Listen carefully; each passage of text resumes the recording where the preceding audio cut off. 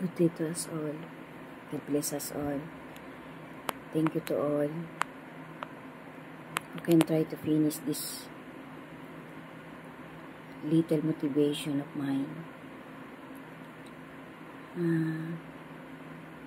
Just a little life lesson and insight for all of us. We are all aware of what's happening to the other part of this world. Let us all include in our prayers the people who have been a collateral damage to the war that is ongoing to the nation of Israel and to their opponent countries. I know that each and every one of us are having sympathy for what's going on around our beautiful world.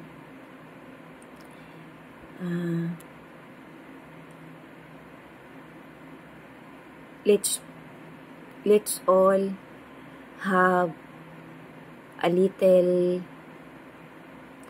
vision from the Holy Scripture, from the love letter of our Creator.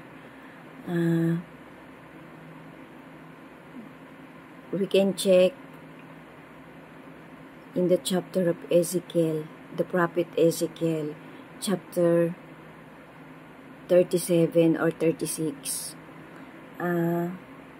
It is written to that particular chapter from the love letter of our Creator that once upon a time, during Ezekiel time, when our dear beloved Creator called upon Ezekiel and let him walk to the valley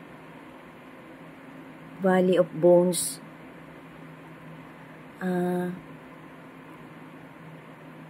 It says in that particular chapter that our Creator has commanded Ezekiel, the prophet Ezekiel, to announce to the thousands of bones spreading in that particular place, particular valley, that the Lord called upon all bones scattered in that particular place, that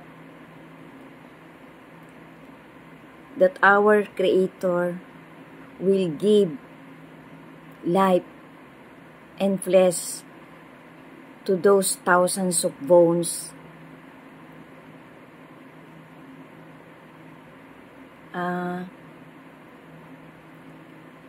As I have read this particular chapter,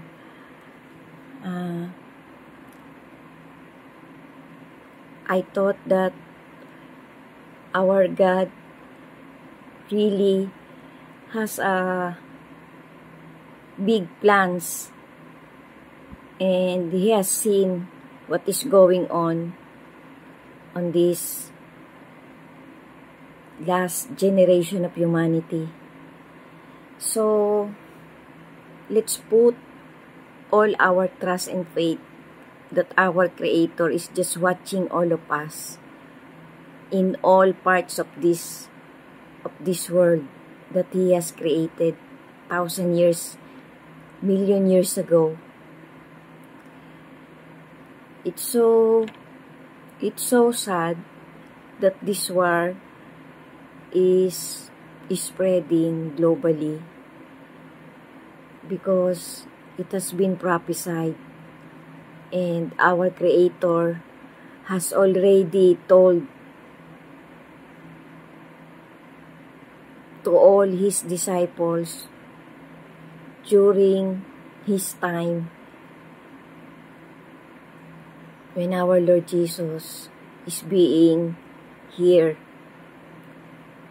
in this world, when He is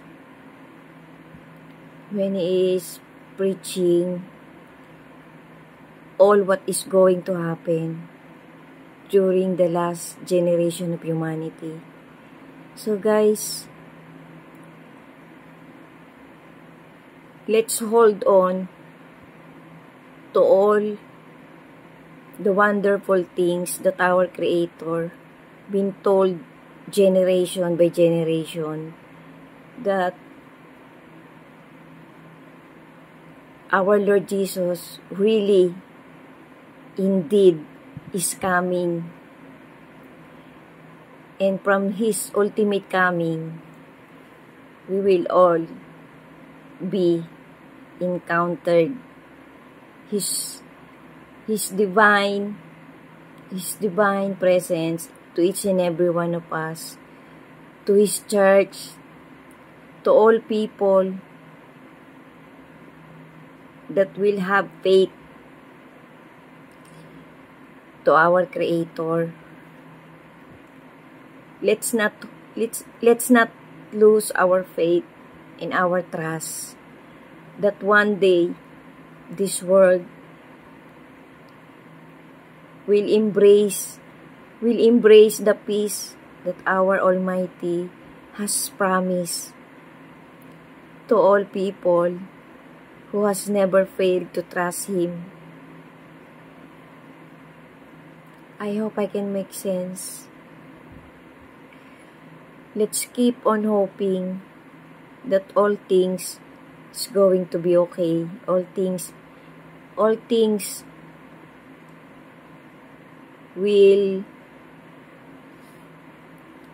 change by the intervention, by the powerful intervention of our Creator. Let's not forget that all things happening now must happen. It should happen before the coming of our Lord Jesus. So guys, let's not forget that in Matthew 24, in Luke 21, in Mark 13, all things has been written, all things has been said. So we all must not be